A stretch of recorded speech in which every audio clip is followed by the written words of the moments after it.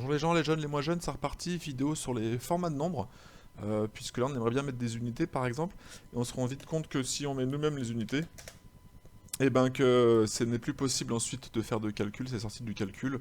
Si là je fais ça x 2 par exemple, hop il met un dièse valeur parce que ce n'est plus une valeur, c'est un texte puisque j'ai mis une lettre à l'intérieur, ça transforme toute la cellule dans un format, enfin pour lui c'est du texte. Du coup il va falloir trouver un autre moyen pour faire ça, donc on va aller sur le brouillon pour comprendre tout ça. Déjà, la première chose qu'on peut observer, c'est que si j'écris du texte, le texte tout seul se met à gauche, mais si j'écris des chiffres, on voit tout de suite que le texte va à droite. C'est bien un signe qui reconnaît finalement ce qui va être une valeur ou ce qui ne va pas être une valeur. Si ça va à droite, finalement, c'est qu'il peut faire des calculs avec. Pourtant, vous voyez, sur aucun des deux, j'ai de sélection sur gauche ou droite. Voilà, donc ça c'est important de le comprendre, quoi. Les deux sont en standard, c'est-à-dire que par défaut, on a standard ici. On va voir qu'ensuite il y a de la comptabilité, du monétaire, hein, d'accord. Vous avez tous les formats possibles ici. Et si jamais vous voulez des spécificités dans le format, il faut aller sur soit autre format numérique là en bas, ça nous ouvre le format de cellule, soit vous passez par l'extension toujours qui est ici. D'accord. Et je vous rappelle que c'est pareil que de faire clic droit, format de cellule. Voilà, alors ce qui est intéressant de voir, c'est que là je suis en standard, j'ai des nombres, et pourtant j'ai un format nombre, donc on va essayer de comprendre quelle différence il y a entre les deux. Donc voilà, on va faire deux colonnes. On va imaginer vos notes du bac, donc par exemple un petit 19, un petit 18,5, un 17,25, un 16,125. Jolie note, bravo, bravo. Et puis on va faire un 12,33333. Et allez, tant qu'on y est. Voilà, si je copie-colle ces notes-là, que je vous les mets là, et si ces notes-là je les passe en nombre, voilà ce qui se passe. Donc vous voyez, en standard en fait il écrit juste le nombre de décimales nécessaires, s'il n'y en a pas il n'en met pas. Tant qu'il a la place, hein, parce qu'on voit que si on réduit, il va commencer à arrondir. D'accord. Et en nombre, il met toujours un nombre de décimales prédéfini. Par défaut, vous avez vu, c'est 2. Après, vous pouvez jouer avec ces boutons-là sans problème, quoi. Voilà. Si jamais vous passiez par le menu spécifique ici dans nombre, vous voyez que vous avez le nombre de décimales possible ici, mais c'est quand même plus rapide par là-haut. Et on verra qu'il y a un séparateur de milliers possible aussi, qui nous servira tout à l'heure aussi. Voilà, ça c'est pour la base. Ensuite, vous voyez qu'il y a aussi moyen de changer tout ce qui est monétaire et comptabilité. Parce que vous l'avez bien vu, quand on met par exemple 500 francs ici, on voit bien que ça reste à gauche, donc c'est du texte, donc on ne pourra pas faire de calcul, on sait d'avance. Du coup, il va falloir trouver une autre technique pour mettre la monnaie. Et alors, en fait, c'est assez simple. Il suffit, si on passe par là-haut, vous avez vu que par défaut, c'est plutôt de l'euro qu'on a monétaire et comptabilité. Et si on veut autre chose, on va sur le menu format de cellule, et donc monétaire de préférence, vous allez comprendre pourquoi après. Et ici, on va pouvoir choisir tout ce qu'on veut. Voilà. Si vous êtes en Calédonie et que vous cherchez le XPF, par exemple, vous pouvez chercher longtemps dans la molette parce qu'il y a beaucoup de choses. Si vous allez tout en bas et que vous remontez, vous allez voir qu'il y a le XPF qui est par là. Voilà, il est là. Et sinon, au clavier, c'est plus rapide. Là, vous faites rapidement XPF. Rapidement, parce que si vous faites doucement, ça fait X, ça va vers les X, P vers les P, et F vers les F. Et si vous faites rapidement XPF, si je tape bien, hop, vous tombez sur le XPF directement. Voilà, alors je vous rappelle, en XPF on n'a pas de centimes, donc on enlève les décimales. Voilà, et ça après on va pouvoir faire des calculs. Si je fais ça x2, il me dit que c'est bien 3000. Et on voit bien à l'intérieur qu'il y a de la cellule, il n'y a pas la monnaie, c'est juste l'affichage du nombre qui rajoute ça. Voilà, donc c'est mieux comme ça. Je vais quand même vous montrer la différence qu'on a entre le monétaire et le comptabilité. Admettons.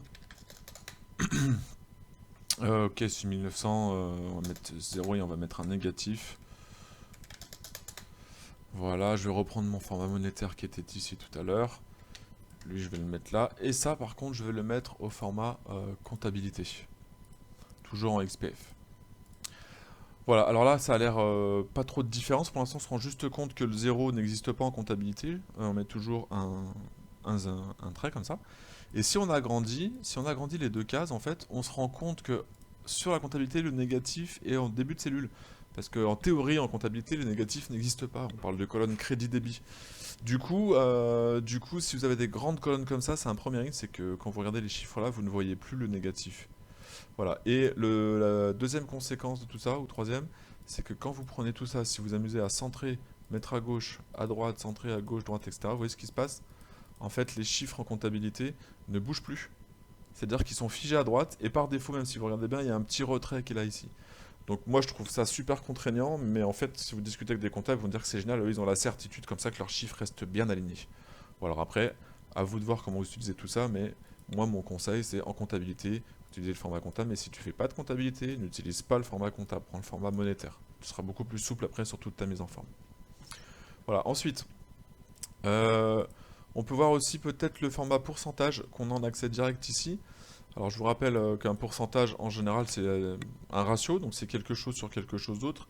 Imaginons que ce soit ça, je dis un petit peu au pif. Voilà, on a ce chiffre-là. Pour le faire en pourcentage, mathématiquement, on est censé le multiplier par 100. Sur Excel, c'est pas la peine dans le calcul de mettre fois 100. Il suffit de cliquer sur le symbole pourcentage ici, qui fait deux choses. Non seulement il met le symbole, et en plus il arrondit. Et pardon, et en plus il fait fois 100. Et là, il a arrondi. Si vous voulez pas arrondir, hop, il vous suffit de rajouter vous-même des décimales, et ensuite il va arrondir en fonction du nombre de décimales. Voilà, donc en tout cas, ne mettez pas le symbole dans la cellule avec votre clavier, premièrement, et deuxièmement, ne faites pas un fois 100 parce que sinon ça va faire 1700%. Voilà pour les pourcentages. Alors ensuite, il y a tout ce qui est format texte. Vous allez me dire à quoi ça sert. Ça m'est arrivé de voir des numéros de commandes, de factures, de séries, etc. qui commençaient par des zéros. Et si vous mettez les zéros comme ça, que vous faites entrer, bah lui, il vous supprime les zéros, donc c'est assez pénible. Donc si on veut pouvoir mettre les zéros, en fait, il faut mettre au format texte. Du coup, vous avez vu, ça passe à gauche. Et là, du coup, on peut mettre le format texte comme ceci. Et l'autre astuce, c'est de commencer par un apostrophe. C'est-à-dire que j'ai plus besoin de passer par là-haut. Et là, si je mets apostrophe, après, je peux faire ce que je veux. C'est au format texte et c'est à gauche. Même si sur la cellule, c'est écrit standard. Vous voyez que du coup, ces cellules-là, là, il y a un petit truc vert là qui nous dit en fait nombre stocké sous forme de texte. C'est-à-dire qu'il a bien vu que c'était du nombre, il dit c'est bizarre, tu l'as stocké en texte, il y a un souci quoi. Donc, si on fait convertir en nombre, il nous vire les zéros. Ce qui n'est pas forcément ce qu'on voulait faire à la base. Voilà, ça c'est pour les formats texte, les formats pourcentage. Je vais vous parler maintenant des dates et des heures parce qu'il y a plein de trucs géniaux à savoir là-dessus. Alors déjà, raccourci, je vous l'annonce, super important, contrôle point virgule. Contrôle point virgule, ça vous met la date du jour. Et contrôle 2 points, l'heure. Oui, il est tard. Il n'y a pas d'heure pour travailler. Donc, contrôle point virgule, contrôle 2 points, vous le mettez dans vos raccourcis, ça, dans votre liste. C'est super pratique quand on doit mettre la date du jour sur tous les documents sur lesquels on travaille. Contrôle point virgule.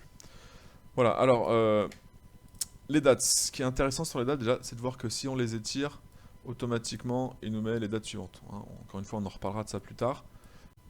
Et donc pour les dates, on a aussi des formats, donc là oui, il y en a deux en fait. Il y a la date courte qui est déjà ce que vous avez là, et la date longue qui nous permet d'avoir le jour aussi, ce qui peut être aussi pratique quand on veut se rappeler c'était quel jour, ticket de caisse avec telle date. Mais dis donc, la facture d'essence elle est sur un dimanche, c'est bizarre pour une note de frais, etc. etc. Si vous allez ensuite dans l'extension, vous allez vous rendre compte qu'il y a plein d'autres types de dates. Avec les étoiles, c'est ce qui est déjà proposé là-haut, et les autres, c'est plein de formats différents. Et notamment, si vous êtes dans des pays anglo-saxons, là il y a les formats où on inverse le mois et le jour. Voilà, mais en fait pour Excel c'est compliqué de retenir une date parce que il doit retenir le samedi, le 18, le avril, le 2020. Et en fait, ce qu'on comprend quand on cherche un peu, c'est que les dates à la base c'est juste un nombre, un numéro de série standard. Par exemple la date du jour, le 18 avril, c'est le 43 939. Et ensuite, etc. On voit que toutes les dates, à chaque fois qu'on prend un jour de plus, le code de base prend un en plus aussi. Et en fait, du coup, une fois qu'on a compris ça, on se rend compte que quand on manipule les dates, on manipule juste les numéros de série. Lui, il a une table de correspondance en mémoire. Excel, quand tu tapes le 18 avril, il va voir dans la table, il retient que c'est le 43 939. Et ensuite, il retient ça et à l'affichage, il retourne dans la table pour voir ce qu'il affiche. Et pour lui, c'est beaucoup plus simple de suivre des numéros de série avec une table de référence plutôt qu'à chaque fois de retenir toutes ces informations-là. Mais du coup, l'information qui est géniale, c'est que imaginez que je suis le 18 avril et que je dise, dis donc, je vais te livrer dans 72 jours. Bah, de tête qui est capable de faire 18 avril plus 72 jours, c'est quand même compliqué. Et ben en fait, si je dis ça, plus ça, boum, il vient de me donner la date 72 jours après. Parce qu'il a pris le numéro de série, il a ajouté 72, ça a donné le numéro de série de la date suivante. Et si je change le nombre de jours ici, vous avez vu que ça change tout ça tout seul quoi. Donc c'est plutôt pratique du coup, pour se projeter dans le futur, il suffit d'additionner un nombre, et pour se projeter dans le passé, il suffit de le soustraire. C'est-à-dire que si on vous dit par exemple que, je sais pas moi, c'est le 6 juin 1944, il s'est passé quelque chose, et qu'en fait il y a eu 21 jours de préparation, vous allez chercher là, moins 21, et il vous dit bah ça a commencé le 16 mai 44. Voilà, donc intéressant aussi de savoir que par rapport aux dates, là je suis dans le passé jusqu'à 44, en fait ça commence, bah, c'est la question quand est-ce qu'est le jour 1 finalement sur Excel, et bien quand on fait standard sur le 1, qu'ensuite on met ça en date, boum, on se rend compte que c'est le 1er janvier 1900. Et effectivement, si je rentre le 31 décembre 1899, ça reste à gauche, c'est-à-dire que pour lui, ce n'est plus une date. Et si vous allez jusqu'à la fin, ça allait jusqu'à l'an 9999, ça marche encore.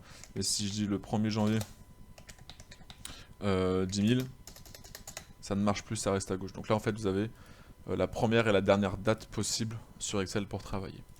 Donc voilà, les calculs avec les plus et les moins, on se projette dans le futur, dans le passé. Et du coup aussi, ça peut être sympa si on a une date de début, par exemple, qui était au 14 janvier 2020 et jusqu'à aujourd'hui. Et on vous dit, bah du coup, ça fait combien de jours? Et ben il suffit de soustraire les deux.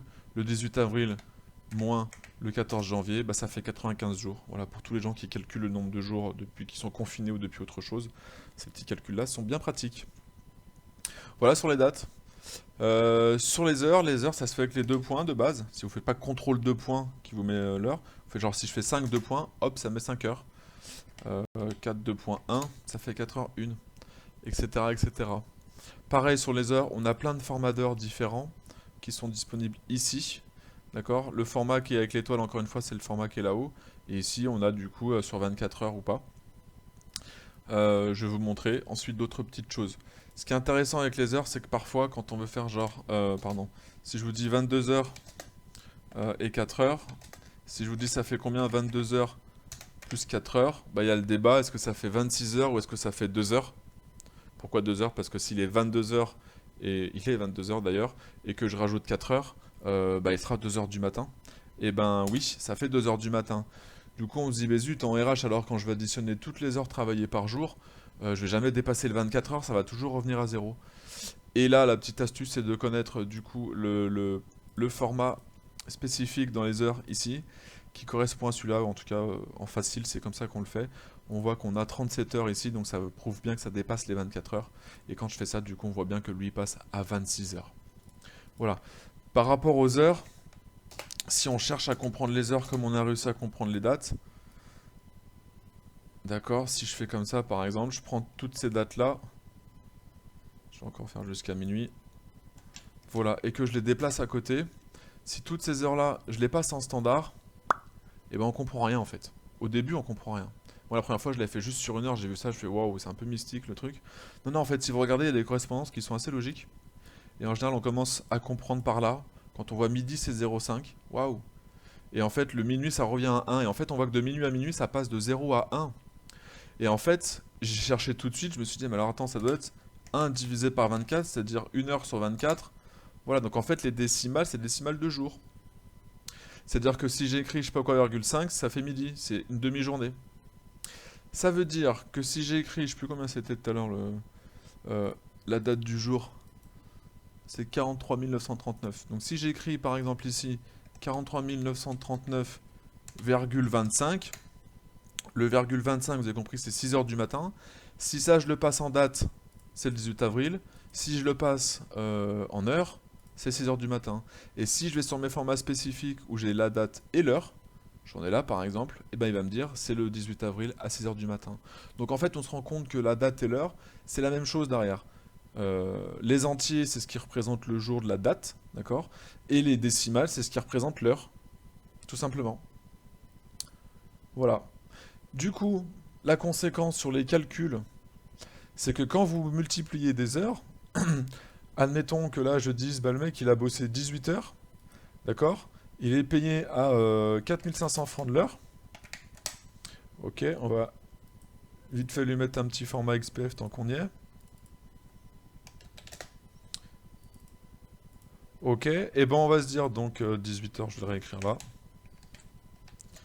Et ben on se dit, s'il a travaillé 18 heures à 4500 francs, ça fait 18 heures fois 4500 francs, ça fait 3375 francs.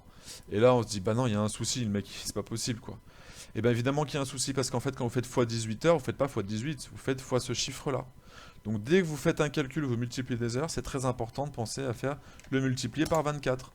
Et là ça paraît plus cohérent, hein. Il bosse 18 heures à 4500 balles, il va récupérer 80 000 francs. Là on est d'accord. Voilà ce que je pouvais vous dire pour l'instant sur tout ce qui est format. Les deux derniers formats qui restent, c'est les fractions et scientifiques. Pas forcément utile ici, je vais quand même vous les montrer rapidement pour ceux qui veulent. Parce que si j'écris genre égal 1 quart, bah ça fait 0,25. Du coup, je le passe en fraction et lui tout seul, il marque 1 sur 4. Voilà. Si vous mettez 1 quart sans le égal, il marque le 1er avril, il croit que c'est une date. Donc c'est vraiment le truc à faire, hein, de faire par le truc fraction là-haut. Et si je fais égal 75 sur 100, il met 0,75. Mais si je le mets en fraction, bim, il met 3 quarts, il le sait. Et vous irez voir qu'ensuite dans les fractions, on peut mettre à 2 chiffres ou à 3 chiffres. Et ça change pas grand chose maintenant qu'il a déjà réduit, quoi. Vous ferez vos tests par vous-même. Et le dernier, c'est tout ce qui est écriture scientifique. Si vous avez des gros chiffres, vous pouvez transformer ça en écriture scientifique. Je vous rappelle, l'écriture scientifique, c'est toujours un seul chiffre avant la virgule. Et après, c'est un 10 puissance quelque chose. Bon, en général, c'est plutôt les chercheurs, quand ils veulent comparer, des gros chiffres. Voilà pour tout ce qui est format. C'était un peu brouillon, mais c'était histoire de vous montrer rapidement tout ce qu'on peut faire. S'il y a des questions, n'hésitez pas. Tata les gens.